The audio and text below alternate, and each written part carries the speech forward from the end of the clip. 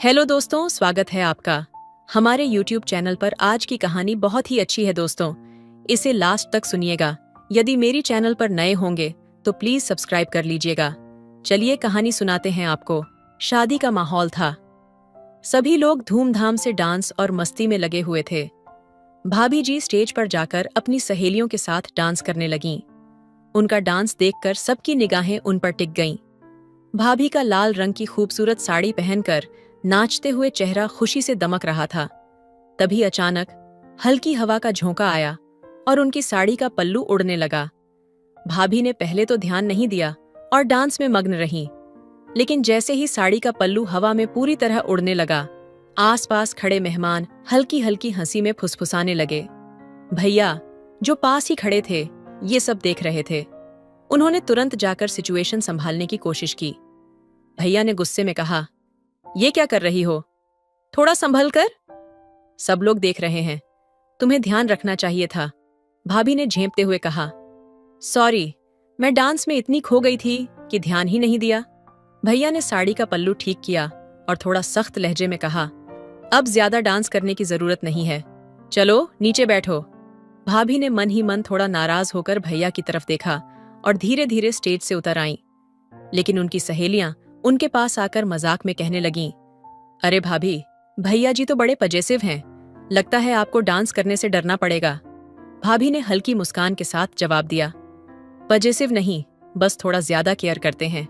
शाम का माहौल फिर से हल्का हो गया। भैया ने बाद में भाभी को एक कोने में ले जाकर समझाया, देखो, तुम्हें डांस करना है, करो, लेकिन बस थोड़ा ध्यान रखा करो। मैं तुम्हारी बेइज्जती नहीं चाहता। भाभी ने मुस्कुराते हुए सिर हिलाया और दोनों ने साथ में फोटो खिंचवाई।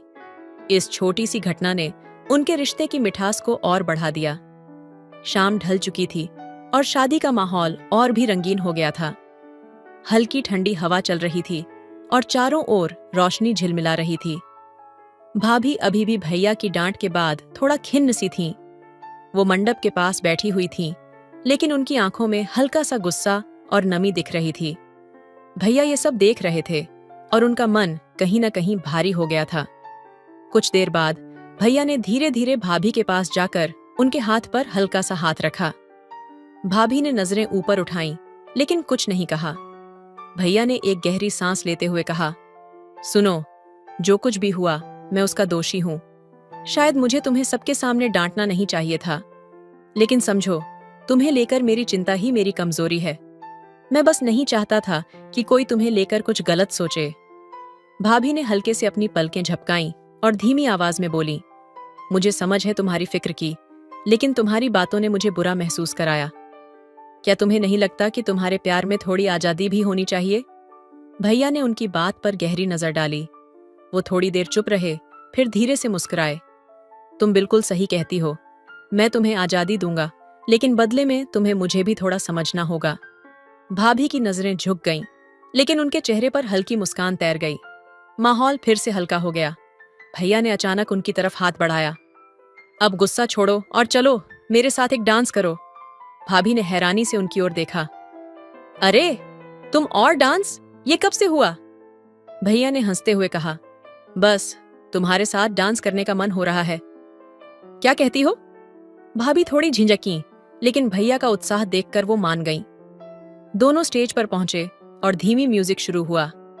भैया ने धीरे से भाभी का हाथ थामा और उनकी कमर पर हाथ रखकर उन्हें खींच लिया। उनके बीच एक पल के लिए गहरी नजरें टकराईं। म्यूजिक के साथ दोनों ने धीमे धीमे कदम बढ़ाने शुरू किए। भाभी ने हल्की हंसी के साथ कहा, तुम्हें डांस करना आता भी है?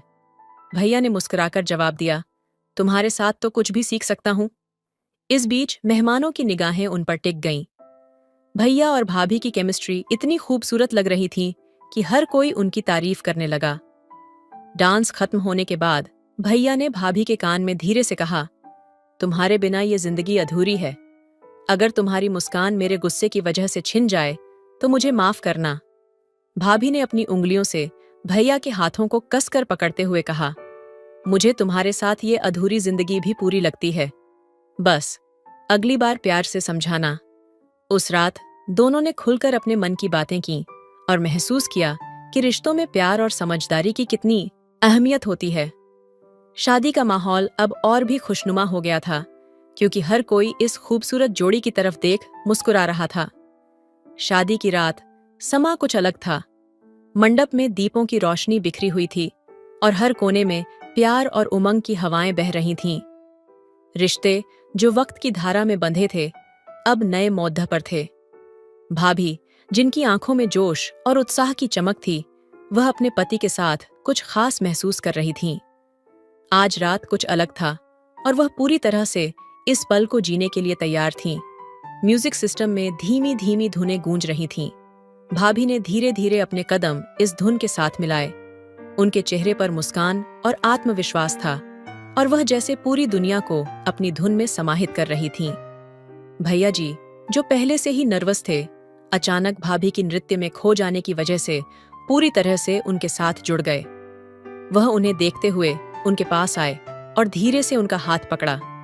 भाभी ने देखा कि भैया जी की आंखों में वही चमक थी जो हमेशा उनकी शादी के दिन थी। इस बार वह न केवल पत्नी के रूप में, बल्कि एक सशक्त साथी के रूप में खड़ी थीं। भैया जी ने भाभी के हाथ को थामते हुए एक हल्का सा खींचा और दोनों साथ में नृत्य करने लगे। जैसे जैसे वह एक दूसरे के करीब आते गए, उनका प्यार एक नए रूप में खिलने लगा था। दूसरी तरफ सभी मेहमान भी इस खूबसूरत नृत्य और रिश्ते की ताजगी को महसूस कर रहे थे। भाभी और भैया जी के बीच का रोमांस शरारत और समझ का सुंदर मिश्रण था। उनके हर कदम में एक नई लहर, एक नई ऊर्जा थी जो उनके रिश्ते को और गहरा कर रही थी। उनकी आंखों में एक दूसरे के लिए वही प्यार था जो उन्होंने पहले दिन महसूस किया था, लेकिन अब यह और भी मजबूत हो चुका था। उनकी नृत्य की लय ने सभी को मंत्रमुग्ध कर दिया था। वह दोनों अब केवल एक दूसरे में खो गए थे, जैसे समय और स्थान का कोई अस्तित्व ही न हो। हर पल, हर हरकत में एक नई ख्वाहिश थी, एक नई उम्मीद थी। ये पल, ये रात उनके रिश्ते का सबसे सुंदर और यादगार हिस्सा बन चुकी थी। रात का माहौल धीरे धीरे बदल रहा था। विवाह की खुशियां, संगीत की धुनें और नृत्य की ऊर्जा ने सभी को जकड़ लिया था, लेकिन भाभी और भैया जी के बीच कुछ था जो उनके दिलों में चुपके से उभर रहा था। वह प्यार जो पहले कभी पूरी तरह से खोला नहीं गया था, अब धीरे धीरे दबाव महसूस कर रहा था। भाभी, जो पहले अपने पति के साथ नृत्य कर रही थीं, अचानक थोड़ी चुप हो गईं। उनकी आंखों में कुछ अधूरी बातें थीं, कुछ सवाल थे जो हमेशा उनके दिल में दबी हुई थीं। भैया जी ने यह महसूस किया। वह उनके पास गए और धीरे से उनका हाथ पकड़ा, लेकिन भाभी ने अपना हाथ धीरे से खींच लिया। क्या हुआ? भैया जी ने अपनी आवाज में थोड़ी चिंता के साथ पूछा। भाभी ने सिर झुका लिया और हल्की सी मुस्कान के साथ कहा, कुछ नहीं, बस थक गई हूं। लेकिन उनकी आंखों ने बहुत कुछ कह दिया। भैया जी ने महसूस किया कि कुछ तो था जो भाभी की चुप्पी में छिपा था। वह जानता था कि ये न केवल रात का जादू था, बल्कि रिश्ते में कुछ अज्ञात हलचल भी थी। क्या तुम मुझसे कुछ कहना चाहती हो? भैया जी ने फिर से पूछा। इस बार उनकी आवाज में एक हल्का सा डर था, क्योंकि वह नहीं चाहते थे कि उनके बीच कोई गलतफहमी आए। भाभी ने गहरी सांस ली और बोला, क्या कभी सोचा है कि हम दोनों के बीच इतनी दूरी क्यों है? क्यों हमारी बातों में अब वह पुरानी नमी नहीं है? क्यों तुम मुझे अब पहले जैसे नहीं समझ पाते? ये सुनते ही भैया जी का दिल धड़कने लगा। उन्होंने भाभी की ओर देखा और एक ठहरी हुई चुप्पी में डूब गए। वह समझने लगे थे कि भाभी के दिल में कुछ सवाल थे जो उन्होंने कभी खुद से नहीं किए थे। भाभी ने धीरे धीरे अपने दिल की बातों को बाहर निकालना शुरू किया। मैं महसूस करती हूँ कि हमारी शादी में कुछ चीजें अधूरी हैं। हम एक दूसरे के पास तो होते हैं, लेकिन क्या हम वाकई एक दूसरे को समझ पा रहे हैं? भैया जी ने थोड़ी देर तक चुप रहकर उनकी बातें सुनी। वह जान गए थे कि भाभी के दिल में एक संघर्ष था जो उन्हें अब तक नहीं दिखा था। वह खुद भी महसूस कर रहे थे कि रिश्ते में कुछ उलझनें थीं। वह जानते थे कि इन अनकहे शब्दों के बीच कुछ और था जो उनके रिश्ते को मजबूत या फिर कमजोर कर सकता था। मैं समझता हूँ, भैया जी ने धीरे से कहा, लेकिन क्या तुम जानती हो कि मैं तुमसे कितना प्यार करता हूँ? कभी कभी हमें एक दूसरे को और गहरे से समझने की जरूरत होती है, और यह समय हम दोनों के लिए है। भाभी ने उनके चेहरे पर देखा और एक हल्की सी मुस्कान उनके होंठों पर आई। मुझे पता है, लेकिन हमें एक दूसरे से और भी ज्यादा सच्चाई से बात करनी होगी। मैं जानती हूँ कि हम एक दूसरे के लिए बने हैं, लेकिन हमें अपने रिश्ते को और गहराई से समझने का समय चाहिए। उनकी बातों में एक सच्चाई थी जो रिश्ते के बारे में बहुत कुछ बता रही थी। यह एक नई शुरुआत की तरह था, लेकिन यह भी एक एहसास था कि जब तक दोनों एक दूसरे को पूरी तरह से समझेंगे और एक दूसरे के साथ पूरी तरह से जुड़ेंगे नहीं, तब तक वह पुराना जादू वापस नहीं लौट सकता था। भाभी और भैया जी की बातचीत के बाद कुछ देर के लिए कमरे में गहरी चुप्पी छा गई थी। उनकी आंखों में सवाल और उत्तर दोनों ही थे, और दिल में एक अजीब सा बवंडर था। भाभी का चेहरा अब भी थोड़ा उतरा हुआ था, जैसे कुछ बोला न जा रहा हो, और भैया जी का दिल भी भारी था, क्योंकि वह जान रहे थे कि रिश्ते में यह खामोशी शायद एक नए मोड़ की शुरुआत है। कुछ देर बाद भाभी ने धीरे से सर उठाया और कहा, क्या तुम कभी महसूस करते हो कि हम दोनों का रिश्ता जैसे रेत की दीवार पर खड़ा हो?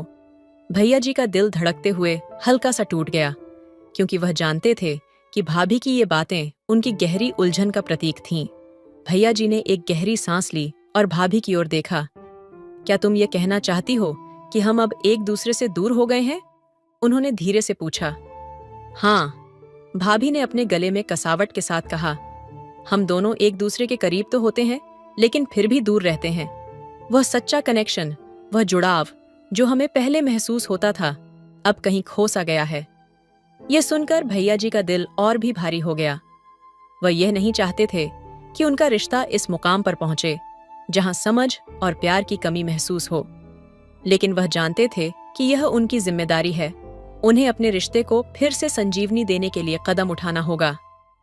मुझे तुम्हारा दर्द समझ आता है, भैया जी ने कहा, और भाभी की ओर बढ़ते हुए उनका हाथ पकड़ा।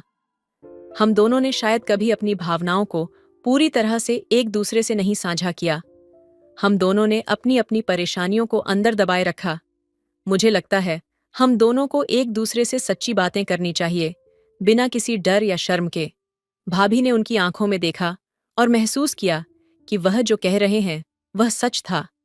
उनके दिल में भले ही कई सवाल थे, लेकिन इस क्षण में भैया जी ने उन्हें यह एहसास दिलाया कि वे दोनों एक दूसरे से अधिक जुड़े हुए हैं जितना वह खुद समझते थे। तुम सही कह रहे हो, भाभी ने धीरे से कहा। हमें एक दूसरे से और खुलकर बात करनी होगी। मैं जानती हूं कि हम दोनों का रिश्ता मजबूत है, लेकिन हमें खुद को और अपने दिल को पूरी तरह से खोलने की जरूरत है। भैया जी ने उनकी आंखों में देखा और उनके चेहरे पर हल्की सी मुस्कान आ गई। वह जान गए थे कि यह एक नया आरंभ है, जहां वे दोनों अपने रिश्ते को एक नई दिशा में ले जाएंगे। वह प्यार और समझ से भरा हुआ एक नया अध्याय होगा, जिसमें दोनों पार्टनर अपने डर और असुरक्षाओं को सच्चाई से साझा करेंगे। फिर एक पल के लिए दोनों के बीच कोई शब्द नहीं थे, लेकिन उस चुप्पी में कुछ था, एक गहरी समझ, एक शांति जो दोनों के दिलों को जोड़ रही थी। वह पल, वह समझ एक ऐसे रिश्ते की नींव रख रही थी जो सिर्फ शारीरिक नहीं, बल्कि मानसिक और भावनात्मक रूप से भी मजबूत था। भाभी ने धीरे से अपना सिर भैया जी के कंधे पर रखा और भैया जी ने उनकी पीठ पर हाथ फेरा। वह दोनों जानते थे कि इस पल ने उनके रिश्ते को एक नया मोड़ दिया है, और अब उन्हें एक दूसरे के साथ अपने दिलों की गहराई से जुड़ने का समय मिल चुका था। रात की चुप्पी अब भी कमरे में गहरी थी, लेकिन भाभी और भैया जी दोनों की आंखों में एक नई समझ थी। वे एक दूसरे के साथ खड़े थे और हालांकि कुछ भी कहे बिना एक दूसरे के दिल की धड़कन को महसूस कर रहे थे। यह वह क्षण था जब रिश्ते में बदलाव आ रहा था, लेकिन किसी अनजाने डर के कारण दोनों के दिलों में कुछ खालीपन था, कुछ अधूरा था। भाभी ने अपनी नजरें झुका दी और फिर धीरे से कहा, क्या तुम मुझे कभी पूरी तरह से समझ पाओगे? यह सवाल उनकी नजरों में तैर रहा था, जैसे वो किसी गहरे जाल में फंसी हों। भैया जी ने थोड़ी देर चुप्पी के बाद कहा, तुम समझाओगी तो शायद मैं समझ पाऊं। तुम हमेशा मेरे पास होती हो, लेकिन क्या तुम खुद को मेरे पास महसूस करती हो? भाभी ने सिर झुकाया और एक लंबी गहरी सांस ली। जब तुम पास होते हो तो लगता है जैसे सब कुछ ठीक है, उन्होंने धीमे से कहा, लेकिन फिर भी कहीं ना कहीं एक कमी महसूस होती है। कभी कभी मुझे ऐसा लगता है कि हम दोनों एक दूसरे से दूर हो गए हैं और मैं इस दूरी को पूरी तरह से खत्म नहीं कर पा रही हूँ। भैया जी का दिल थोड़ा सा सिहर गया। वह जान रहे थे कि भाभी की बातों में एक गहरी कड़वाहट थी जो केवल वक्त और समझ की कमी से बढ़ी थी। तुम सही कह रही हो, भैया जी ने गंभीरता से कहा। मैंने भी तुम्हें कभी पूरी तरह से महसूस नहीं किया। हमारी शादी के बाद मैंने शायद अपने काम और रोजमर्रा की जिंदगी में खुद को खो दिया। शायद मैंने तुम्हें वह समय और ध्यान नहीं दिया जिसके तुम हकदार हो। भाभी की आंखों में आंसू थे जो अब किसी तरह से धीरे धीरे उनके गालों से बहने लगे। उन्होंने अपनी आंखें बंद कीं और गहरी सोच में डूब गईं। मैंने हमेशा तुम्हें अपनी सारी उम्मीदें दीं, भाभी ने कहा, लेकिन कभी कभी मुझे लगता है कि मैं अकेली हूं, तुम्हारे साथ होने के बावजूद भी। कभी कभी मुझे लगता है कि तुम मेरे अंदर की भावनाओं को समझ नहीं पाते। मुझे लगता है कि कहीं ना कहीं हम दोनों ही अपनी अपनी उलझनों में फंसे हुए हैं। ये सुनकर भैया जी का दिल टूटने जैसा महसूस हुआ। वह जान गए थे कि यह सिर्फ एक महिला का दिल नहीं था जो टूट रहा था, बल्कि यह उनका रिश्ता था जो कहीं ना कहीं अपनी राह खो चुका था। वह पूरी तरह से भाभी की भावनाओं को समझते थे और इस पल में उनका दिल गहरी चिंताओं से भर गया था। मैंने तुम्हें कभी यह नहीं बताया, भैया जी ने धीरे से कहा, लेकिन मुझे भी कभी कभी यह डर लगता था कि हम दोनों इतने अलग क्यों हो गए हैं। मैंने खुद को खो दिया था, लेकिन तुमने कभी मुझे इस बारे में बताया नहीं।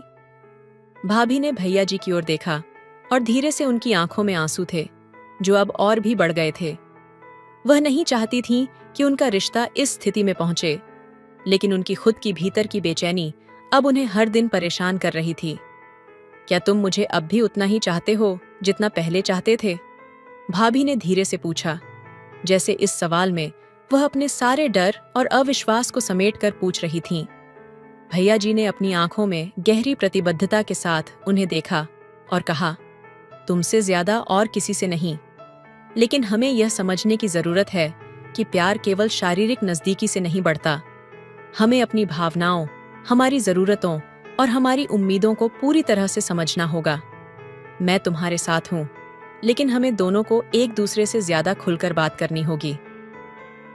यह सुनकर भाभी का दिल थोड़ा हल्का हुआ, लेकिन उनकी आंखों में अभी भी वही सवाल था, वही असमंजस था। कहानी में एक नया मोड़ आया था। इस बार दोनों अपने रिश्ते को फिर से संजीवनी देने की कोशिश कर रहे थे, लेकिन यह रास्ता आसान नहीं था। भावनाओं की गहरी उथल-पुथल, समझ की कमी और अपेक्षाओं की भारी दुनिया, सभी चीजें उनके रिश्ते को एक अलग दिशा में ले जा रही थीं। भाभी ने धीरे से भैया जी के हाथ को थामा और कहा, हम दोनों को एक दूसरे से और ज्यादा ईमानदारी से बात करनी होगी।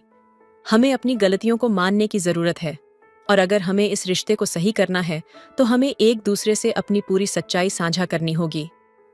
भैया जी ने उसकी बात को समझते हुए न सिर्फ अपनी अंगुली भाभी की हथेली में टिकी, बल्कि उस टच में एक नई समझ, एक नई शुरुआत का संकेत था।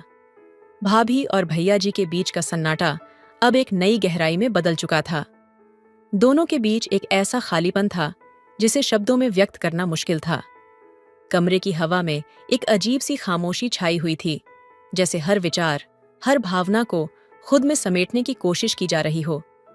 भाभी की आंखों में आंसू थे जो धीरे धीरे उनके गालों पर बहने लगे, और भैया जी, जिनकी अपनी आंखों में चिंताएं थीं, धीरे धीरे भाभी के पास आए। भाभी ने धीरे से कहा, कभी सोचा है क्या हमारी शादी के बाद से हमने एक दूसरे को सही से महसूस किया है? वह सवाल उनके दिल की गहरी परतों में एक खड़ी दीवार की तरह उभर आया था। भैया जी ने अपनी नजरें झुका दीं। वह जानते थे कि भाभी के सवाल का जवाब सिर्फ उन दोनों के बीच छिपा हुआ था। कई सालों तक वे एक दूसरे के पास रहे, लेकिन क्या वास्तव में वे एक दूसरे को समझ पाए थे?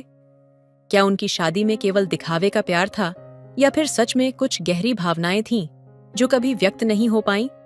मैंने तुम्हें हमेशा अपनी दुनिया में शामिल किया, लेकिन क्या तुमने कभी मेरी दुनिया को महसूस किया?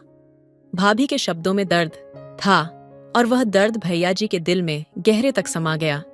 तुम मुझे हमेशा अपनी पत्नी के रूप में देखना चाहते थे, लेकिन क्या कभी तुमने मुझे खुद को व्यक्त करने का मौका दिया?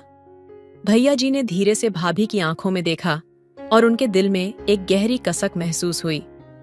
वह समझने लगे थे कि भाभी की चुप्पी के पीछे एक लंबी कहानी थी, एक ऐसी कहानी जिसमें वह हमेशा अपनी इच्छाओं और भावनाओं को दबाए रखती थीं, भाभी को कभी नहीं लगा कि उनके दिल की बातें पूरी तरह से सुनी गई हैं। मुझे बहुत अफसोस है, भैया जी ने धीरे से कहा। मैंने कभी तुम्हारे भीतर की खामोशी को समझने की कोशिश नहीं की। मैं हमेशा यही सोचता रहा कि हम दोनों के बीच कोई दूरी नहीं हो सकती, लेकिन अब मुझे समझ में आ रहा है कि यह दूरी कुछ और ही थी। हम दोनों के बीच एक अनकहा खालीपन था। भाभी की आंखों में एक नई लहर उठी और उन्होंने एक गहरी सांस ली। तुम्हारे शब्दों में आज वो सच्चाई है जो मुझे चाहिए थी, लेकिन मुझे लगता है मैं अपनी आवाज खो चुकी थी। कभी लगता था कि हम दोनों एक दूसरे के लिए बने हैं, लेकिन फिर यह एहसास हुआ कि हम सिर्फ एक दूसरे के साथ समय बिता रहे थे, बिना किसी गहरी समझ के। भैया जी का दिल कांप उठा। वह जानते थे कि उनके बीच की यह खामोशी एक बहुत बड़े पहलू को छिपाए हुए थी। ये केवल उनका रिश्ता नहीं था, बल्कि यह वह समझ थी जो वे दोनों एक दूसरे से खो चुके थे। हमारे रिश्ते में बहुत कुछ अधूरा था, भाभी ने धीमे से कहा। लेकिन क्या तुम तैयार हो इसे फिर से बनाने के लिए? क्या तुम तैयार हो अपने दिल से मुझे समझने के लिए? भैया जी ने अपने दिल की गहराई से महसूस किया कि यह एक ऐसा पल था जो अगर सही दिशा में लिया गया तो उनके रिश्ते को पूरी तरह से बदल सकता था। वह भाभी की ओर बढ़े और उनके हाथ को थामते हुए कहा, मैं जानता हूं कि मैंने बहुत सी गलतियां की हैं, लेकिन मैं तुमसे दिल से माफी चाहता हूं। हम दोनों का रिश्ता सिर्फ शारीरिक पैसिटी में नहीं होना चाहिए, यह हमारे दिलों और भावनाओं के बीच भी होना चाहिए। मैं तुमसे वादा करता हूं कि मैं तुम्हारे अंदर की हर बात को समझने की कोशिश करूंगा। भाभी की आंखों में आंसू थे, लेकिन अब वे आंसू दर्द के नहीं, बल्कि राहत के थे। उन्होंने अपनी आंखें बंद कर लीं और एक गहरी सांस ली। वह जानते थे कि रिश्ते में यह सच, यह संवेदनशीलता सबसे महत्वपूर्ण था। कुछ देर बाद भाभी ने कहा, मैं जानती हूं कि रिश्ते में समझ और प्यार कभी खत्म नहीं होता, लेकिन कभी कभी हमें खुद से अपनी सच्चाई का सामना करना होता है। हमें यह मानना होता है कि हम दोनों में से कोई भी परफेक्ट नहीं है, लेकिन हम दोनों एक दूसरे के लिए बने हैं। भैया जी ने धीरे से कहा, हम दोनों ने शायद बहुत समय तक एक दूसरे को महसूस नहीं किया, लेकिन अब हम इसे सही रास्ते पर ले जाएंगे। हम दोनों एक दूसरे के दिलों को पूरी तरह से समझेंगे और हम प्यार को उसी रूप में जिएंगे जैसे वह है, कभी न खत्म होने वाला, गहरा और मजबूत। अब भाभी और भैया जी एक दूसरे के साथ खड़े थे, लेकिन यह खड़ा होना केवल शारीरिक नहीं था। ये उनके दिलों के बीच एक नई शुरुआत का प्रतीक था। ये एक नया अध्याय था जिसमें समझ, संवेदनशीलता और प्यार की गहरी समझ थी। उन्होंने अपने रिश्ते को फिर से जीने का वादा किया था और अब यह समझा था कि प्यार सिर्फ शब्दों या दिखावे तक सीमित नहीं था, ये दिल की गहराई से महसूस किया जाता था। भाभी और भैया जी के बीच की चुप्पी अब एक समझदारी की चुप्पी बन चुकी थी। पहले जो अंतर था वह अब एक नई उम्मीद में बदलने लगा था। उनके दिलों के बीच जो दूरी थी वह अब एक पुल की तरह बन रही थी, जिस पर दोनों धीरे धीरे कदम रख रहे थे। दोनों जानते थे कि यह यात्रा आसान नहीं होगी, लेकिन अब वे तैयार थे एक दूसरे को बेहतर समझने और साथ आगे बढ़ने के लिए। भाभी ने थोड़ी देर चुप रहकर कहा, तुम्हें याद है जब हम पहली बार मिले थे? उस वक्त हमें किसी चीज की कमी नहीं महसूस होती थी। सब कुछ इतना सही था। मुझे लगता था कि हम दोनों एक दूसरे के लिए ही बने हैं। भैया जी ने अपने चेहरे पर एक हल्की मुस्कान के साथ जवाब दिया, हाँ, मुझे याद है। उस वक्त ऐसा लगता था जैसे समय रुक गया हो और हम दोनों उसी पल में खो गए थे। पर अब जब हम दोनों अलग अलग रास्तों पर चलने लगे हैं तो वह पुरानी बातें कहीं गुम हो गईं। भाभी की आंखों में हल्की सी उदासी थी, लेकिन उन्होंने अपने गहरे विचारों को वापस समेटते हुए कहा, क्या तुम कभी महसूस करते हो कि हम दोनों के बीच जो खामोशी है वह हमें और दूर कर रही है? भैया जी का दिल थोड़ी देर के लिए धड़क उठा। ये सवाल एक बर्फ के ठंडे पानी की तरह था जो उनके दिल के भीतर हर भावना को महसूस करा रहा था। उन्होंने गहरी सांस ली और फिर भाभी की ओर देखा। हाँ, मुझे ऐसा लगता है कि हम दोनों एक दूसरे को सही से समझने में नाकाम रहे हैं। शायद हम दोनों ने अपने भीतर की बातें कभी एक दूसरे से पूरी तरह से साझा नहीं की। हम दोनों ने एक दूसरे से ज्यादा उम्मीदें रखीं और कभी उन उम्मीदों पर खरे नहीं उतर पाए। भाभी ने अपने माथे पर हाथ रखा और हल्के से सिर झुकाए। फिर उसने एक गहरी सांस ली और अपनी आंखों में संजीदगी के साथ कहा, मुझे भी ऐसा ही लगता है। मैं हमेशा तुम्हारे पास थी, तुम्हारी मदद करने के लिए, तुम्हारे सपनों को पूरा करने के लिए। लेकिन कभी कभी लगता था कि तुम मुझे समझ नहीं पा रहे थे। मुझे कभी ये महसूस हुआ कि हम दोनों एक दूसरे के पास होने के बावजूद भी एक दूसरे से बहुत दूर होते जा रहे थे। भैया जी का दिल एक बार फिर से धड़कने लगा। वह चाहते थे कि इस दूरी को खत्म किया जाए, लेकिन कैसे? वे दोनों अब तक बहुत कुछ खो चुके थे, लेकिन उन्हें यह एहसास हुआ कि कुछ तो ऐसा था जो अभी भी बचा हुआ था। वह भावना जो कभी उनके दिलों में बसी थी, वह अब भी जीवित थी। वह प्यार जो कभी भी खत्म नहीं हुआ था, बस समय और समझ की कमी से वह धुंधला हो गया था। हम दोनों ने शायद एक दूसरे से वो शब्द नहीं कहे जो हमें कहने चाहिए थे। अब हमें एक दूसरे से खुले तौर पर बात करनी होगी, अपने दिल की सारी बातें जो कभी हम कह नहीं पाए। भैया जी ने धीरे से कहा, मुझे लगता है अगर हमें इस रिश्ते को फिर से सही दिशा में ले जाना है तो हमें अपनी उम्मीदों को छोड़कर एक दूसरे को सिर्फ एक इंसान की तरह देखना होगा। भाभी ने सिर झुकाते हुए, आंखों में आंसू झलकते हुए कहा, मुझे तुमसे उम्मीदें नहीं थीं, भैया जी। मुझे सिर्फ तुम्हारे साथ रहने की जरूरत थी। मुझे सिर्फ तुम्हारा समझना चाहिए था। शायद मैंने भी कभी अपनी बातों को सही से नहीं रखा। अब दोनों के बीच की खामोशी एक अलग ही रूप में सामने आई थी। ये वह खामोशी थी जो समझ और स्वीकार्यता की थी। अब उनका रिश्ता केवल एक आदर्श या उम्मीदों से परे था। वह असली था, भावनात्मक रूप से गहरा और वास्तविक। भैया जी ने धीरे से भाभी का हाथ पकड़ा और कहा, हम दोनों अपनी गलतियों से सीखे हैं और अब हमें अपनी उम्मीदें नहीं, बल्कि अपने एक दूसरे के साथ समय को फिर से सही तरीके से जीने की जरूरत है। भाभी ने हल्की सी मुस्कान के साथ उसकी ओर देखा और वह जान गई थी कि अब जो भी होगा वह कुछ नया होगा, कुछ बेहतर होगा। शायद दोनों को फिर से अपने रिश्ते को एक नई रोशनी में देखना था, लेकिन यह एक नई शुरुआत थी और इसमें केवल प्यार और समझ की बुनियाद थी। तो दोस्तों, आपको यह कहानी कैसी लगी कमेंट करके जरूर बताएं। मिलते हैं अगली कहानी, तब तक अपना ख्याल रखिए। धन्यवाद। हेलो दोस्तों, स्वागत है आपका हमारे YouTube चैनल पर। प्लीज दोस्तों, आज की कहानी बहुत ही ज्यादा रोमांस भरी स्टोरी है और बहुत ही मजेदार है। प्लीज स्टोरी को लास्ट तक सुनिएगा, बहुत मजा आने वाला है। तो चलिए जल्दी से कहानी शुरू करते हैं। दोपहर का समय था, घर में सन्नाटा पसरा हुआ था।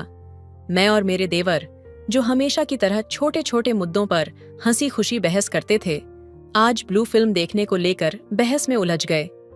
वह अपने पसंदीदा एक्शन फिल्म देखना चाहते थे, जबकि मैं रोमांटिक ब्लू फिल्म पर जोर दे रही थी। बात बहस से बढ़कर झगड़े तक पहुंच गई। मैं गुस्से में भर गई थी। मेरी सहन शक्ति जैसे जवाब दे रही थी। उन्होंने चिढ़ाते हुए कुछ ऐसा कह दिया जो मेरे अहंकार को ठेस पहुंचा गया। ताव में आकर मैंने पास रखा तौलिया खींच दिया जो उनके हाथ में था। अचानक इस हरकत से कमरे में एक पल के लिए सन्नाटा छा गया। वह हक्का बक्का रह गए और मुझे भी अपने किए पर तुरंत पछतावा हुआ। मुझे समझ में नहीं आया कि मैं क्या करूं।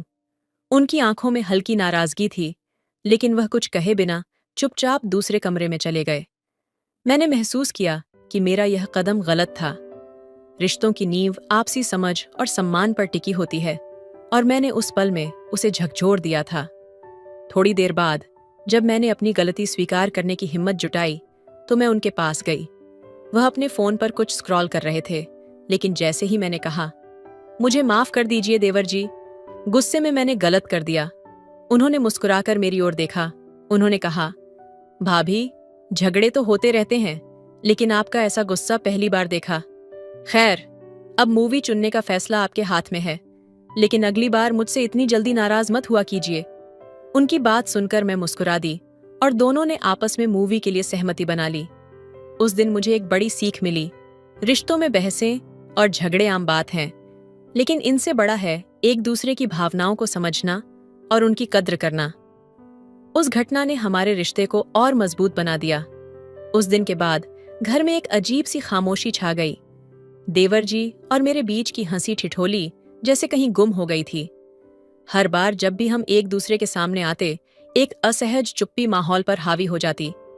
मेरे मन में अपराध बोध था और उनके व्यवहार में एक दूरी झलकने लगी थी, लेकिन इस दूरी में कुछ और भी था। रात का समय था।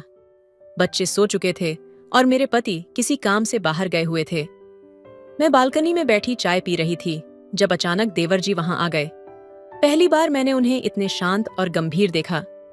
उनके चेहरे पर एक अजीब सा दर्द था, जैसे वह मुझसे कुछ कहना चाह रहे हों, लेकिन शब्द नहीं मिल रहे थे। उन्होंने धीमे से कहा, भाभी, उस दिन जो हुआ उससे मैं नाराज नहीं हूं, पर जाने क्यों कुछ बदल गया है। मैं चौंक गई। उनकी आवाज में एक ऐसी गहराई थी जो मुझे भीतर तक झकझोर गई। मैंने जवाब में सिर्फ क्या कहा। उन्होंने नजरें झुका लीं और कहा, मैंने कभी सोचा भी नहीं था कि एक पल में इतने सारे भाव एक साथ आ सकते हैं। गुस्सा, शर्मिंदगी और शायद कुछ ऐसा भी जिसे मैं खुद समझ नहीं पा रहा।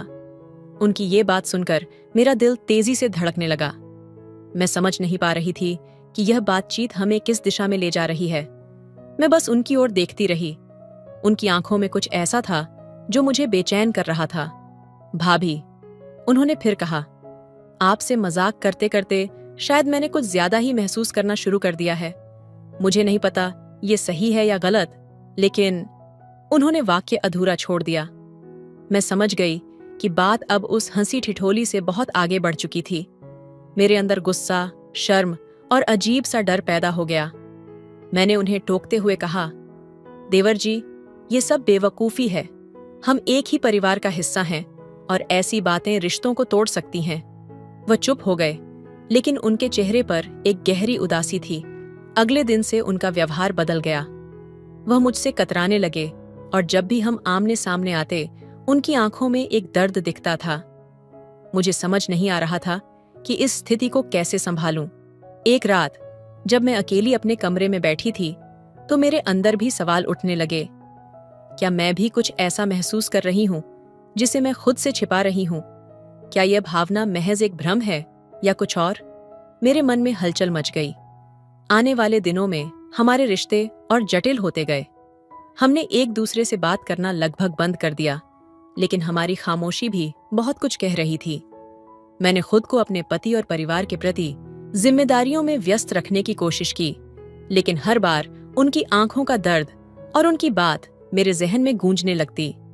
एक दिन जब हम अकेले घर में थे, उन्होंने अचानक कहा, भाभी, मैं अब यहाँ ज्यादा दिन नहीं रहूंगा। मैं अपने एक दोस्त के साथ बाहर शिफ्ट हो रहा हूँ। शायद इससे सब कुछ ठीक हो जाए। उनकी यह बात सुनकर मेरा दिल टूट गया, लेकिन मैंने इसे जाहिर नहीं होने दिया। मैंने बस कहा, यह सही होगा। उस रात मैं बहुत देर तक रोती रही। रिश्ते सिर्फ खून के नहीं होते, बल्कि वह भावनाओं से भी जुड़े होते हैं। और यहाँ भावनाओं का एक ऐसा जाल बन गया था जिसे न तो हम समझ पा रहे थे और न ही सुलझा पा रहे थे। कुछ हफ्तों बाद देवर जी ने घर छोड़ दिया। घर में एक खालीपन आ गया। सब कुछ सामान्य लग रहा था, लेकिन मेरा दिल जानता था कि कुछ हमेशा के लिए बदल गया है। मैंने खुद से वादा किया कि जो हुआ उसे मैं अपने रिश्तों की पवित्रता पर हावी नहीं होने दूंगी। लेकिन कभी कभी जब रात की खामोशी गहरी होती है और मैं अकेले बैठती हूँ, तो उनकी आंखों में छुपे उन अनकहे शब्दों की यादें मुझे बेचैन कर देती हैं। रिश्ते आसान नहीं होते। कभी कभी हम अपनी सीमाएं पार करने लगते हैं, लेकिन उन्हें समझदारी से संभालना ही सही होता है। कुछ बातें दिल में दबा देना ही बेहतर है, क्योंकि उनकी सच्चाई से सामना करने का साहस हमेशा नहीं होता। देवर जी के घर छोड़ने के बाद सब कुछ सामान्य सा लगने लगा था, लेकिन मेरे अंदर एक अजीब सी बेचैनी थी। मैंने खुद को समझाने की कोशिश की कि यह सिर्फ समय का असर है और धीरे धीरे सब ठीक हो जाएगा। पर हर बार जब मैं उनके कमरे के सामने से गुजरती, तो उनके खाली बिस्तर और सूने कमरे की यादें मुझे परेशान कर जाती। रातों को जब सब सो जाते, मैं उनकी कही बातों को याद करती। उनकी आंखों में जो दर्द था वो मुझे बार बार झकझोरता। क्या मैं भी कुछ ऐसा महसूस कर रही हूँ जिसे मैं स्वीकारने से डर रही हूँ? ये सवाल हर रात मेरी नींद उड़ा देता। एक दिन अचानक उनका फोन आया। उन्होंने कहा, भाभी, आप कैसी हैं? मैंने खुद को संयत रखते हुए कहा, सब ठीक है। तुम कैसे हो? फोन पर उनकी आवाज हल्की कांप रही थी।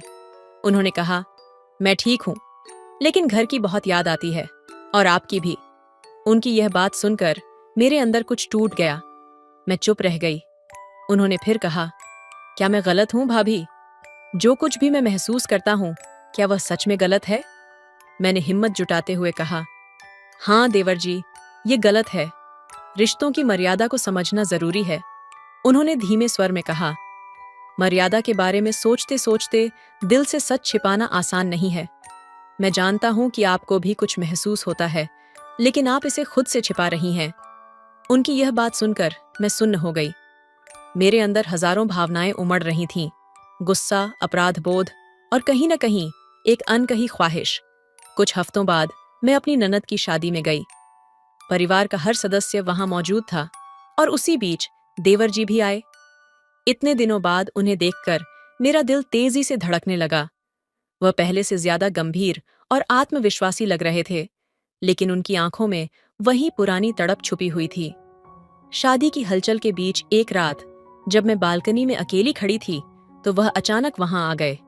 भाभी, आपसे एक बार और बात करनी थी, उन्होंने कहा। मैंने खुद को शांत रखते हुए कहा, क्या बात है? उन्होंने मेरी ओर देखते हुए कहा, आप मुझसे क्यों भाग रही हैं? आप यह क्यों नहीं मान लेती कि हमारे बीच जो कुछ है वह सिर्फ एक भ्रम नहीं है? उनकी यह बात सुनकर मैं असमंजस में पड़ गई। मैं जानती थी कि यह बात गलत दिशा में जा रही है, लेकिन मेरे अंदर कहीं न कहीं एक ऐसा कोना था जो उनकी बात को सच मानने के लिए तैयार था। देवर जी, रिश्ते केवल भावनाओं पर नहीं टिकते। हमें समाज, परिवार और मर्यादाओं का भी ध्यान रखना पड़ता है, मैंने कहा। उन्होंने धीरे से कहा, क्या आप अपने दिल की सच्चाई से हमेशा भागती रहेंगी भाभी? न कि आंखों में देखना मुश्किल हो गया। मैं वहां से चली गई, लेकिन उस रात मेरी आंखों से आंसू बहते रहे। शादी के बाद देवर जी ने हमारे घर आना लगभग बंद कर दिया। मैंने सोचा था कि वक्त के साथ यह सब भुला दिया जाएगा, लेकिन ऐसा नहीं हुआ। वह मेरे सपनों में आने लगे और उनकी बातें मेरे दिल में गूंजती रहीं। एक दिन जब मैं अपने पति के साथ बाजार में थी, तो अचानक देवर जी दिखाई दिए। उनके साथ एक लड़की थी। वह खुश दिख रहे थे और मैंने पहली बार उनके चेहरे पर वह दर्द गायब देखा। ये कौन है? मैंने उनसे पूछा। उन्होंने मुस्कुराकर कहा, ये मेरी मंगेतर है, अगले महीने हमारी शादी है। उनकी बात सुनकर मेरे पैरों के नीचे से जैसे जमीन खिसक गई। मैंने खुद को संभालते हुए उन्हें बधाई दी, लेकिन उनके जाने के बाद मेरे अंदर का खालीपन और बढ़ गया। उस रात मैं अपने कमरे में अकेली बैठी रो रही थी। मैंने महसूस किया कि मैंने जो कुछ भी खो दिया वह कभी वापस नहीं आएगा। मेरे अंदर की क्षमकश ने मुझे एक ऐसे मुकाम पर ला खड़ा किया था जहां न मैं पीछे जा सकती थी और न आगे। देवर जी की शादी के बाद सब कुछ फिर से सामान्य लगने लगा। उन्होंने मुझसे कभी कोई बात नहीं की और मैंने भी खुद को उनके बिना जीना सिखा लिया। लेकिन कभी कभी जब मैं अकेली होती हूँ, तो उनकी आंखों की वह तड़प और उनके अनकहे शब्द मुझे याद आते हैं। शायद यह वही अधूरा इश्क था जो अपनी जगह कभी नहीं पा सका। कुछ कहानियां कभी पूरी नहीं होतीं। वे हमारी जिंदगी का हिस्सा बनकर हमें हमेशा याद दिलाती हैं कि कुछ रिश्तों को दिल में दफन कर देना ही बेहतर होता है। ये कहानी इस बात का प्रतीक है कि जिंदगी में हर भावना का सामना करना जरूरी है, लेकिन हर भावना को सही दिशा देना हमारी जिम्मेदारी है। रिश्तों की जटिलता अक्सर हमें ऐसे मोड़ पर ला खड़ा करती है जहां दिल और दिमाग की लड़ाई कभी खत्म नहीं होती। उनको ही ख्वाहिश है। देवर जी की शादी को 6 महीने हो चुके थे। सब कुछ सामान्य लग रहा था। उनके घर आने जाने में कोई कमी नहीं थी और वे अब पहले से ज्यादा खुश और व्यवस्थित दिखते थे। उनकी पत्नी मीरा एक प्यारी और समझदार लड़की थी। वह सबके साथ जल्दी घुल मिल गई थी, लेकिन मेरे मन में जो कुछ चल रहा था वह मुझसे छिपा नहीं रह पा रहा था। हर बार जब मैं उन्हें देखती तो एक अनकहा दर्द मेरे अंदर उठता। मैं खुद से सवाल करती कि यह सब कब खत्म होगा। क्यों मैं अब भी उनकी आंखों में वही अनकही ख्वाहिश देखती हूँ जिसे मैंने दबाने की कोशिश की थी। एक दिन घर में पूजा का आयोजन था। पूरा परिवार मौजूद था। मैंने खुद को व्यस्त रखा ताकि किसी भी तरह से उनके करीब जाने से बच सकूं, लेकिन नियति जैसे कुछ और ही चाहती थी। शाम को पूजा के बाद मैं रसोई में अकेली बर्तन धो रही थी। तभी अचानक पीछे से एक आवाज आई, भाभी, क्या आपकी मदद कर सकता हूं? मैंने पलट कर देखा। देवर जी थे। उनका चेहरा शांत था, लेकिन उनकी आंखें वहीं पुरानी बातें कह रही थीं। मैंने थोड़ा सख्त लहजे में कहा, यहाँ सब ठीक है, आप बाहर जाइए। उन्होंने धीमे से कहा, इतना सख्त क्यों हो गई हैं भाभी? क्या मेरे जाने से भी आप खुद को ठीक नहीं कर पाईं? उनकी यह बात सुनकर मेरी सांस रुक गई। मैंने उनकी ओर देखा और पहली बार मेरी आंखों में आंसू आ गए। आपको यह सब कहने की कोई जरूरत नहीं है। अब आप शादीशुदा हैं। ये सब खत्म हो चुका है, मैंने लगभग फुसफुसाते हुए कहा। उन्होंने कदम आगे बढ़ाते हुए कहा, खत्म हो चुका है? सच में भाभी? तो फिर क्यों आपकी आंखें हर बार मुझे देखकर वही सवाल पूछती हैं जो मेरा दिल पूछता है? मैंने उनकी ओर गुस्से में देखा, लेकिन मेरे अंदर की बेचैनी मुझे रोक रही थी। उस रात जब सब सो चुके थे, मैं बालकनी में बैठी हुई थी। ठंडी हवा चल रही थी और मैं खुद को संभालने की कोशिश कर रही थी। तभी अचानक वह फिर से आ गए। आप इस वक्त यहाँ क्या कर रहे हैं? मैंने कठोरता से पूछा। उन्होंने मेरे पास बैठते हुए कहा, भाभी, यह खामोशी अब मुझे बर्दाश्त नहीं होती। मैंने शादी कर ली ताकि यह सब खत्म हो जाए, लेकिन सच कहूं, मीरा को देखकर भी हर बार आपके चेहरे की याद आती है। मैं खुद से लड़ रहा हूं, लेकिन आपसे दूर नहीं जा पा रहा। उनकी यह बात सुनकर मेरा दिल धड़कने लगा। मैंने गुस्से और आंसुओं के बीच कहा, आप यह सब क्यों कर रहे हैं? क्या आपको एहसास नहीं कि यह सब कितना गलत है? मीरा आपकी पत्नी है और मैं आपकी भाभी हूं। यह रिश्ता कोई जगह नहीं रखता। उन्होंने धीरे से मेरा हाथ पकड़ लिया। मैंने कोशिश की भाभी, बहुत कोशिश की, लेकिन हर बार मैं वहीं लौट आता हूं, आपके पास। मुझे नहीं पता कि यह सही है या गलत, लेकिन मैं सिर्फ इतना जानता हूं कि यह मेरी सच्चाई है और शायद आपकी भी। उनका यह स्पर्श मेरे अंदर तूफान खड़ा कर गया। मैं चाहकर भी अपने हाथ पीछे नहीं खींच सकी। उस पल में मेरे सारे तर्क, मेरी सारी मर्यादाएं धुंधली पड़ने लगीं। उस रात के बाद सब कुछ और मुश्किल हो गया। हम दोनों एक दूसरे से कतराने की कोशिश करते, लेकिन जब भी आमने सामने आते तो हमारे बीच की खामोशी हजारों शब्दों से ज्यादा बोल जाती। एक दिन मीरा ने मुझसे कहा, भाभी, मुझे लगता है कि कुछ दिनों से देवर जी थोड़ा परेशान रहते हैं। क्या आप जानते हैं कि बात क्या है? उनकी यह बात सुनकर मेरा दिल कांप गया। मैंने उन्हें दिलासा देते हुए कहा, नहीं मीरा, शायद काम का तनाव होगा, आप उनसे बात कीजिए। उस रात मैं खुद को कोसती रही। मैंने खुद से कहा, यह सब बंद होना चाहिए। मैं अपने परिवार, अपने रिश्तों को इस जहर से बर्बाद नहीं होने दूंगी। कुछ दिनों बाद मैंने हिम्मत जुटाकर उनसे बात करने का फैसला किया। जब मैं उन्हें अकेले में मिली तो मैंने कहा, यह सब खत्म करना होगा। आप अपनी पत्नी और अपने जीवन पर ध्यान दीजिए। हमारे बीच जो कुछ भी है वह सिर्फ एक गलत फहमी है। इसे यहीं रोक देना ही सही है। उन्होंने उदासी भरी आंखों से मेरी ओर देखा और कहा, आप जो चाहती हैं मैं वही करूंगा भाभी, लेकिन यह जान लीजिए, मैं कभी भी इस सच्चाई को नहीं भुला पाऊंगा। उस दिन के बाद उन्होंने मुझसे दूरी बना ली। वे मीरा के साथ खुश दिखने की कोशिश करते, लेकिन मैं जानती थी कि उनके दिल में अब भी वही ख्वाहिश छुपी हुई थी। कभी कभी जब मैं अकेले बैठी होती हूँ तो उनकी आंखों की वह तड़प और उनके अनकहे शब्द मुझे याद आते हैं।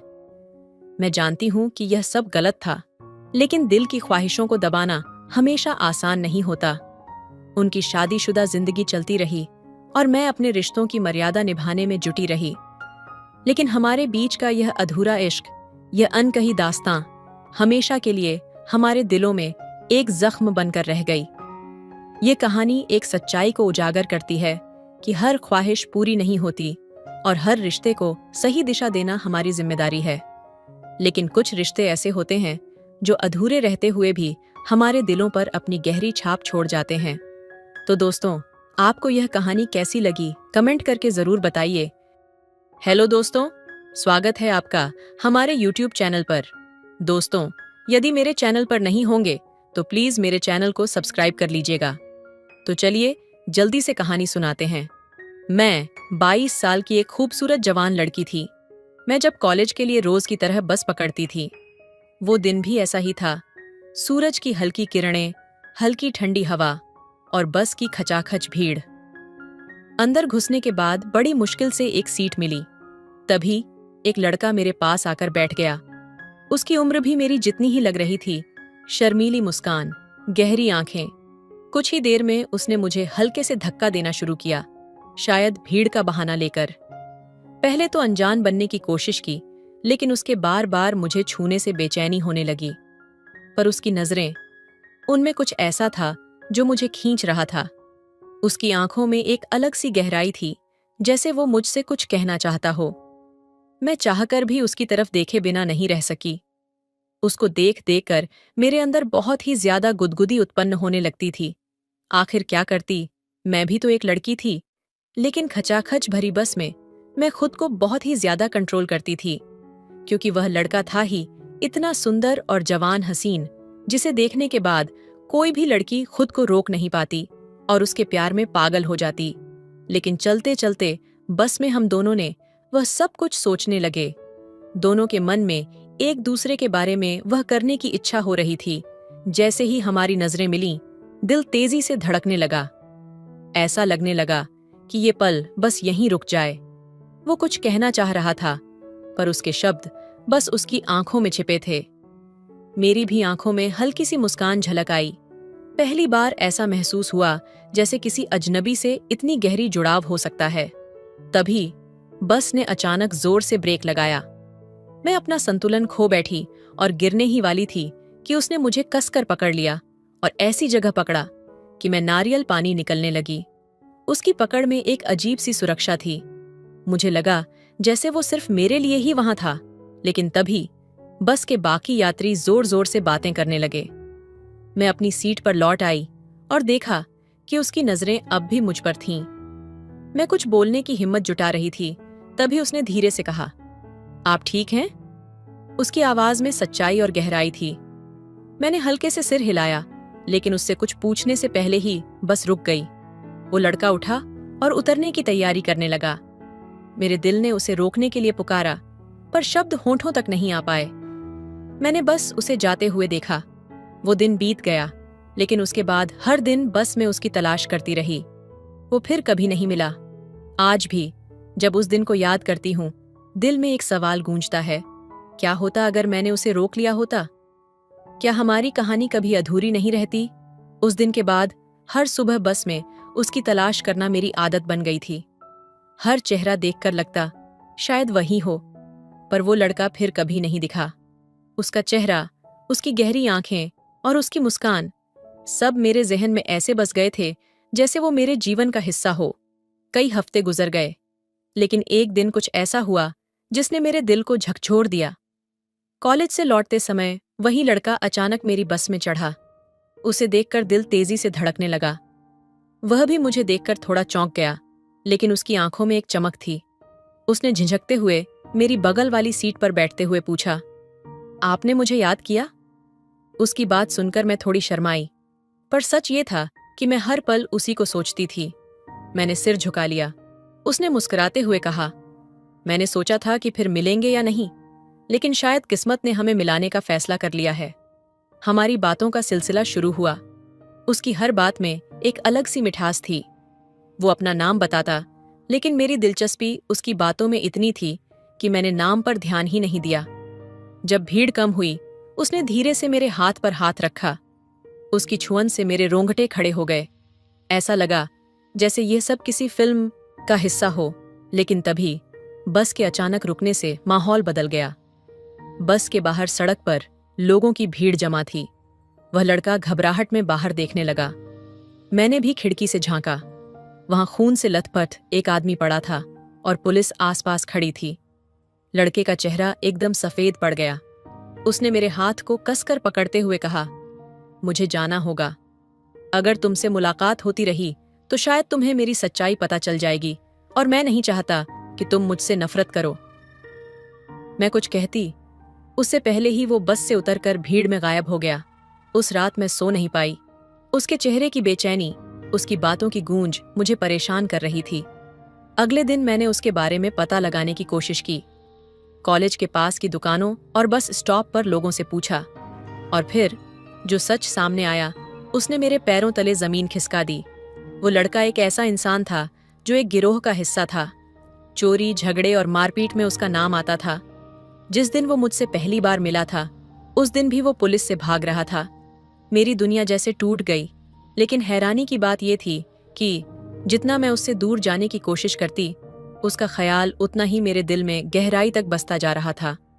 वो मुझसे अलग था, खतरनाक, लेकिन फिर भी सच्चा। मुझे यकीन था कि उसके पास एक ऐसा दिल है जो शायद सिर्फ मेरे लिए धड़कता था। कुछ दिनों बाद एक रात मेरे घर की खिड़की पर हल्की आहट हुई। मैंने पर्दा हटाकर देखा तो वही लड़का था। उसके चेहरे पर गहरी चोट के निशान थे। उसने फुसफुसाते हुए कहा, मैं सिर्फ तुम्हें एक आखिरी बार देखने आया हूं। मुझे लगा बिना तुम्हें देखे मैं मर जाऊंगा। उसकी हालत देखकर मैं अंदर तक टूट गई। मैंने दरवाजा खोला और उसे अंदर बुला लिया। उसकी आंखों में पानी था, लेकिन फिर भी वो मुस्कुरा रहा था। उसने कहा, मैं जानता हूं कि हमारा साथ मुमकिन नहीं है, पर तुम्हें खोने का डर मुझे जीने नहीं दे रहा। उस रात हम घंटों बात करते रहे। उसने अपने अतीत की सारी सच्चाई मुझे बताई। उसने कहा, मैं इस दुनिया के लायक नहीं हूं, लेकिन तुमने मुझे जीने का एक मकसद दिया है। अगले दिन उसने कहा कि वो खुद को पुलिस के हवाले कर देगा ताकि अपनी गलतियों का प्रायश्चित कर सके। मैंने उसे रोका, लेकिन वो नहीं माना। जाते जाते उसने कहा, अगर किस्मत ने चाहा तो मैं लौट कर आऊंगा, लेकिन अगर नहीं आया तो ये याद रखना कि मेरी हर सांस में तुम थी। वो चला गया और उसके बाद मैं बस इंतजार करती रही। शायद आज भी करती हूं। कुछ प्रेम कहानियां सिर्फ दिल में रह जाती हैं, अधूरी और अनकही। उसके जाने के बाद मेरे अंदर एक अजीब सा खालीपन था, जैसे उसने जाते जाते मेरी आत्मा का एक हिस्सा भी साथ ले लिया हो। हर रात जब खिड़की की ओर देखती तो ऐसा लगता जैसे वो अभी भी वहां खड़ा है, अपने उदास चेहरे के साथ। मैं उसकी बातों को याद करके खुद को समझाने की कोशिश करती कि उसने सही किया, लेकिन दिल मानने को तैयार नहीं था। वक्त बीत रहा था, मगर उसके बिना हर दिन भारी लगता। मैंने खुद को समझाया कि शायद ये हमारी कहानी का अंत है, लेकिन कहीं न कहीं एक उम्मीद जिंदा थी। फिर एक रात दरवाजे पर दस्तक हुई। मेरा दिल जोर से धड़कने लगा। क्या ये वही है? मैंने दरवाजा खोला तो सामने पुलिस वाला खड़ा था। उसके हाथ में एक चिट्ठी थी। उस चिट्ठी को पढ़ते ही मेरी आंखों से आंसू बह निकले। उसने लिखा था, तुम्हें आखिरी बार देखने के बाद मैंने हर गुनाह कबूल कर लिया, लेकिन सच मानो मेरा सबसे बड़ा गुनाह ये था कि मैंने तुम्हारे जैसे इंसान को अपने अंधेरे में खींचा। अब मैं खुद को माफ नहीं कर सकता। सजा मिलेगी, लेकिन उससे बड़ा दंड ये है कि मैं तुम्हें खो चुका हूं। अगर जिंदगी ने मौका दिया तो शायद हम फिर मिलेंगे, और अगर नहीं तो ये जान लो कि मेरे आखिरी शब्द सिर्फ तुम्हारा नाम होंगे। उसके बाद मैं अंदर से टूट चुकी थी। मुझे यकीन हो चला था कि हम कभी नहीं मिल पाएंगे। कुछ महीने बीते और फिर एक खबर आई, उसने जेल में ही अपनी जान दे दी। उसकी मौत का कारण किसी को नहीं पता था, लेकिन मैं जानती थी ये उसका प्रायश्चित था। अब जब भी उसकी याद आती है, मैं खिड़की पर खड़ी हो जाती हूँ। हवा के झोंके से ऐसा लगता है जैसे वो मेरे पास है। उसकी आवाज, उसकी मुस्कान, सब कुछ अब भी मेरे साथ है। उसकी मौत की खबर के बाद मेरे भीतर कुछ टूट कर बिखर गया। ये ऐसा खालीपन था जिसे कोई शब्द, कोई आंसू भर नहीं सकता था। मैंने कई रातें जागकर बिताईं, उसकी चिट्ठी को बार बार पढ़ते हुए। हर शब्द ऐसा लगता था जैसे उसकी आवाज कानों में गूंज रही हो, लेकिन जितना मैं उसे याद करती उतनी ही गहराई में डूबती चली जाती। ये सोच सोच कर कि क्या मैं उसे रोक सकती थी? क्या अगर मैंने उसे पुलिस के हवाले जाने से रोका होता तो वो आज जिंदा होता? वो अंधेरा जो उसके जाने के बाद मेरी जिंदगी में छा गया था, अब मेरी आत्मा में घर करने लगा था। एक रात जब मैं खिड़की के पास बैठी थी, मुझे ऐसा लगा जैसे उसकी परछाई सामने खड़ी हो। हवा से पर्दे सरसराए और मैंने उसकी गहरी आवाज सुनी, मैं वापस नहीं आ सकता, लेकिन तुम्हें ये जिंदगी यूं बर्बाद नहीं करनी चाहिए। मैंने चौंक कर इधर उधर देखा, लेकिन कोई नहीं था। ये सिर्फ मेरी कल्पना थी या शायद मेरा पागलपन। मगर उस रात के बाद उसके ख्यालों ने मुझे चैन से सोने भी नहीं दिया।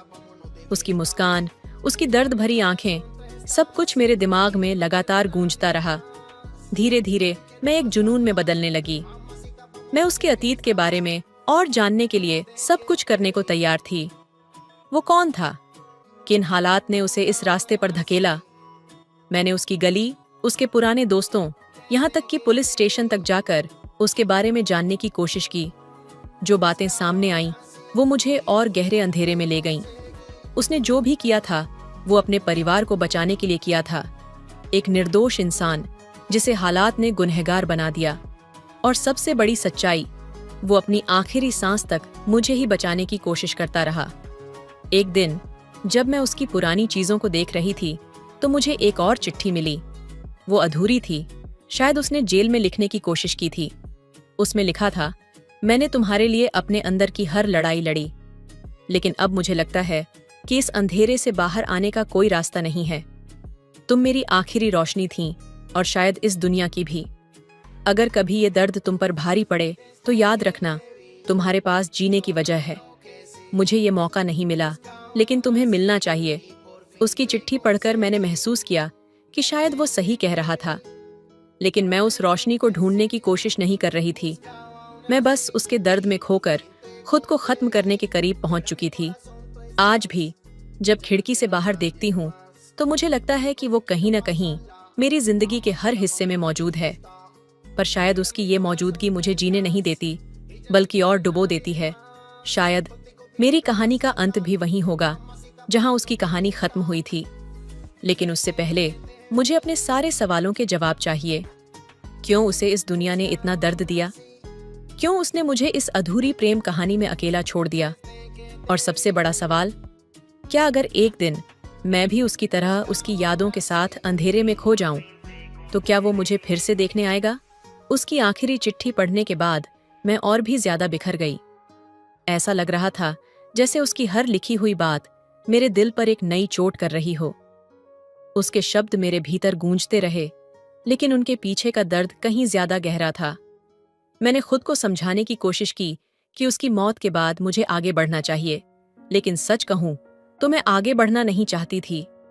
हर दिन, हर पल उसकी यादें मुझे अंदर से खा रही थीं। उसकी मुस्कान, उसकी दर्द भरी आंखें, और वो रात जब उसने कहा था, अगर किस्मत ने चाहा तो मैं लौट कर आऊंगा। मुझे लगता था कि शायद किस्मत ने हमारी कहानी अधूरी ही लिखी थी, और इस अधूरेपन ने मेरी जिंदगी को ठहराव दे दिया। एक रात जब बारिश हो रही थी, मैं उसी खिड़की के पास बैठी थी जहां से मैंने उसे पहली बार देखा था। हर बूंद जो कांच पर गिरती, मुझे उसकी वो फुसफुसाहट याद दिलाती जब उसने कहा था कि बिना मुझे देखे वो मर जाएगा। मैं खिड़की से बाहर देख रही थी, जैसे कहीं वो आकर फिर से कहेगा कि वो लौट आया है, लेकिन वो खिड़की अब हमेशा के लिए खाली थी। धीरे धीरे मैंने खुद को उसकी यादों में खोने देना शुरू कर दिया। मैं अब खाना भूलने लगी थी। कमरे की दीवारों पर उसकी पुरानी चिट्ठियां चिपका दीं। उसकी आवाज सुनने के लिए घंटों पुरानी रिकॉर्डिंग्स चलाती रहती। मैंने खुद को दुनिया से काट लिया। दोस्त, परिवार, सब मुझसे दूर हो गए, और सच कहूं तो मैंने उन्हें दूर कर दिया। उसके बारे में पता लगाने की मेरी कोशिशें भी अब जुनून बन गई थीं। एक दिन मुझे उसकी पुरानी डायरी मिली जो उसने जेल में लिखी थी।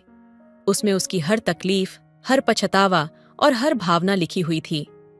एक पन्ने पर उसने लिखा था, मुझे मरने से डर नहीं लगता। डर सिर्फ इस बात का है कि मेरी मौत के बाद वो टूट जाएगी।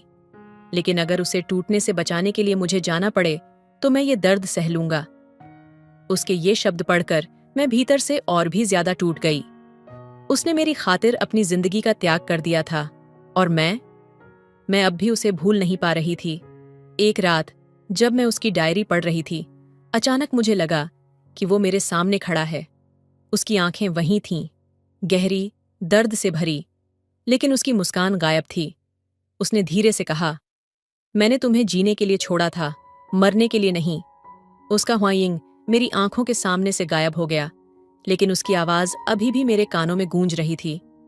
मैं रात भर जागती रही, उस पल को फिर से जीने की कोशिश करती रही, लेकिन जैसे जैसे दिन बीतते गए, मैं खुद को और ज्यादा खोने लगी। उसकी यादें अब मेरे लिए दवा नहीं, जहर बन चुकी थीं। हर रात मुझे ऐसा लगता जैसे वो मुझे बुला रहा है, अंधेरे में, अपने पास। मैं चाहती थी कि सब कुछ खत्म हो जाए ताकि मैं उससे फिर मिल सकूं। एक रात मैंने फैसला किया कि मैं उस तक पहुंचने की कोशिश करूंगी। मैंने वही खिड़की खोली जहां से हमारी कहानी शुरू हुई थी। बारिश हो रही थी और ठंडी हवा मेरे चेहरे पर लग रही थी। मैंने आसमान की ओर देखा और फुसफुसाई, अगर तुम सच में कहीं हो तो मुझे अपने पास बुला लो, मैं अब और नहीं जी सकती। अचानक मुझे ऐसा लगा जैसे किसी ने मेरा हाथ पकड़ लिया हो। मैंने पलट कर देखा, लेकिन वहां कोई नहीं था। उसकी खुशबू हवा में तैर रही थी। शायद यह उसका संकेत था कि मेरी कहानी खत्म होने का वक्त आ गया है, या शायद ये मेरा पागलपन था। लेकिन उस रात मैंने तय कर लिया कि मैं उसकी यादों के साथ इस जिंदगी को और नहीं जीऊंगी। उसके बिना जीना मरने से भी बड़ा सजा थी, और अब मैं इस सजा को और नहीं झेल सकती थी। कहानी का सार और उसका प्रभाव।